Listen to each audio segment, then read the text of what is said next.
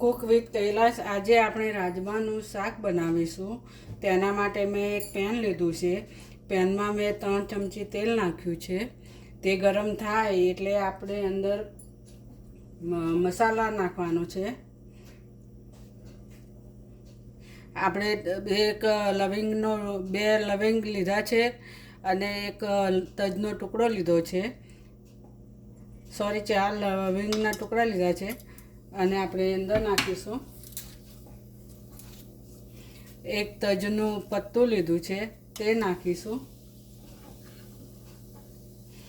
મેં 4 કળી લસણ લીધી છે તે નાખીશું. ઝીણી વાટી દીધી છે તે અંદર નાખીશું. તેને આપણે બ્રાઉન કલરની થાય ત્યાં સુધી સોતરી દઈશું. ગેસ ધીમો રાખવાનો છે.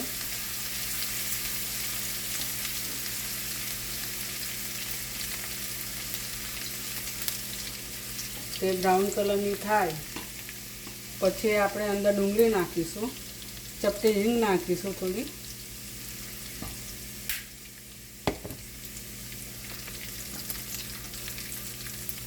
હવે મેં એક ડુંગળી લીધી છે નાની, તે પીસી દીધી છે તે નાખીશું આપણે.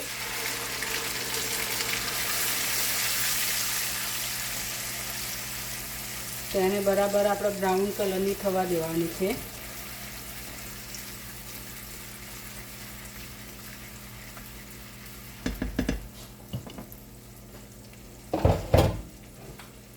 એને આપણે ઢાંકી દઈશું થોડીક વાર ડુંગળી થાય ત્યાં સુધી. પછી 5 મિનિટ રહીને આપણે જોઈ લઈએ. હવે આપણે જોઈ લઈએ 10 મિનિટ થઈ ગઈ છે.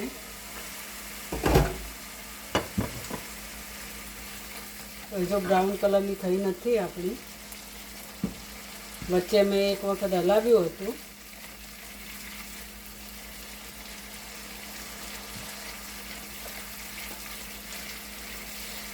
બ્રાઉન કલરની થાય ત્યાં સુધી આપણે સોતરવાની છે.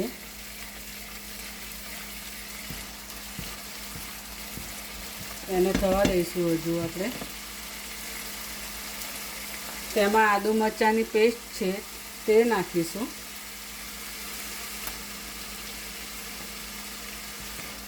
તેને બી આપણે સાતરી દઈશું બરાબર.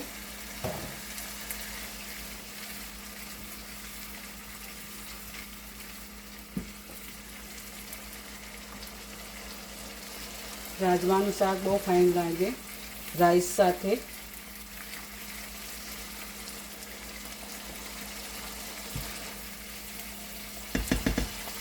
હજુ 10 મિનિટ આપણે થવા દઈએ. પછી જોઈ લઈએ આપણે. હવે આપણે જોઈ લઈએ 10 મિનિટ થઈ ગઈ છે. આપણું તેલ છૂટી ગયું છે.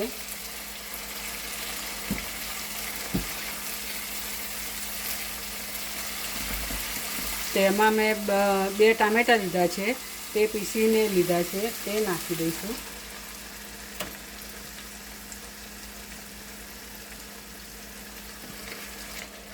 બરાબર મિક્સ કરી દઈશું.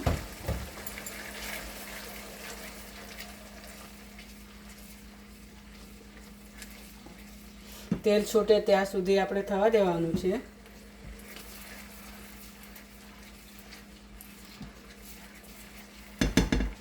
આપણે 10 મિનિટ રહીને પછી જોઈ લઈએ. તેલ છૂટે ત્યાં સુધી. હવે આપણે જોઈ લઈએ 10 મિનિટ થઈ ગઈ છે.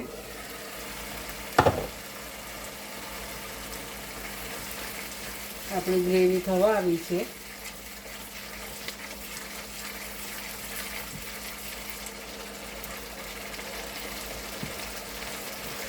હજુ આપણે થોડીક વાર થવા દઈશું.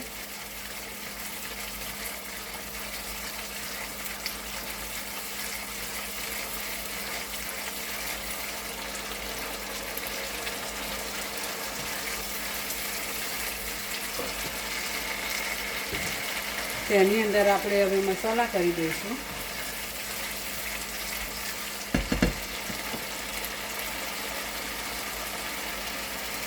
તેની અંદર 1 ચમચી દાણા જીરું,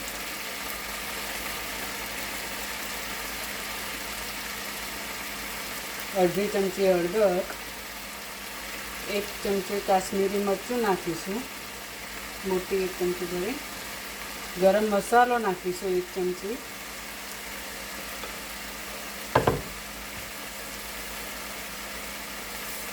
સ્વાદ અનુસાર મીઠું નાખીશું. બરાબર મિક્સ કરી દઈશું. આપણું તેલ છૂટી ગયું છે.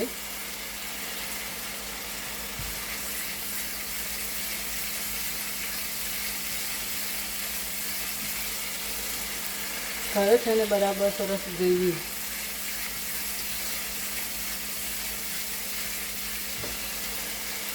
આ રીતે આપણે રસાવાળું શાક બનાવીએ તો બહુ ફાઇન બને. રાજમાનું રાઈસ સાથે બહુ સરસ લાગે. આ મેં થોડા રાજમા પીસીને લીધા હતા, તે નાખીશું. તેના માટે આપણે ગ્રેવી થાય એના માટે આપણે પીસીને થોડાક નાખીએ છીએ રાજમા. તે નાખીશું. બરાબર મિક્સ કરી દઈશું. કારણ કે આપણું શાક એકદમ રસાવાળું થાય, જાડું થાય, જાડો રસો થાય એટલે આપણે થોડું પીસીને નાખીએ છીએ.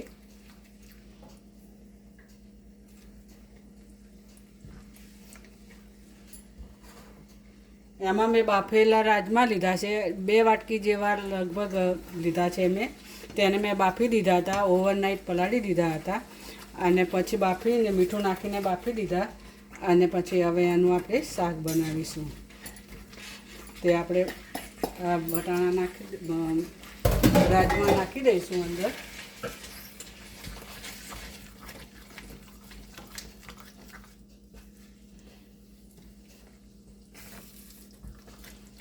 આ રીતે આપણે ગ્રેવી બનાવીએ એટલે જાડી રસ્સાવાળો થાય એકદમ.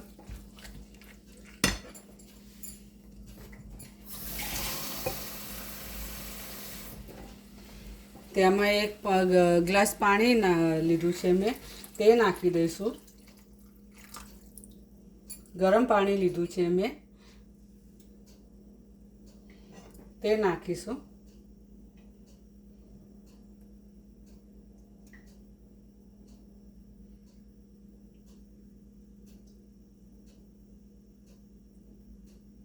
હવે આપણે એને ઉકળવા દઈશું થોડીક વાર.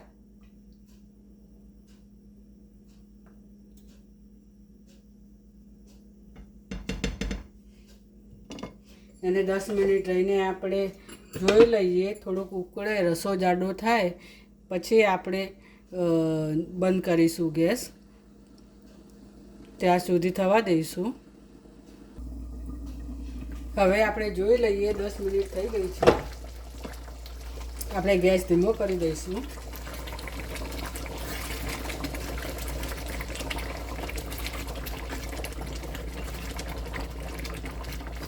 ગેસ બંધ કરી દઈશું. આપણા રાજમા થઈ ગયા છે.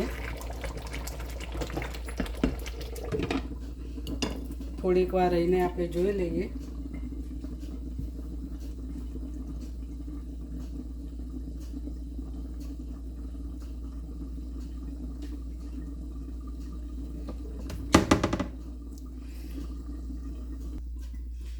હવે આપણે જોઈ લઈએ. આપણું શાક થઈ ગયું છે. કેટલું સરસ મસ્ત બન્યું છે શાક. થોડા રાજમા વાટીને નાખીએ ને એટલે રસો સરસ થઈ જાય જાડો. આપણું શાક થઈ ગયું છે. તેને આપણે બાઉલમાં કાઢી લઈશું.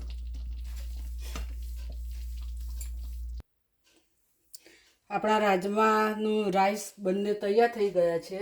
તેમાં રાજમાના શાક ઉપર આપણે થોડા ધાણા નાખીશું. મસ્ત બન્યું છે ને રાજમાનું શાક ને રાઈસ બંને સાથે સારું લાગે. જો મારો વિડીયો ગમ્યો હોય તો લાઈક કરજો, શેર કરજો, સબસ્ક્રાઈબ કરજો. ફરીથી મળીએ નવા વિડીયોમાં. ત્યાં સુધી બાય બાય.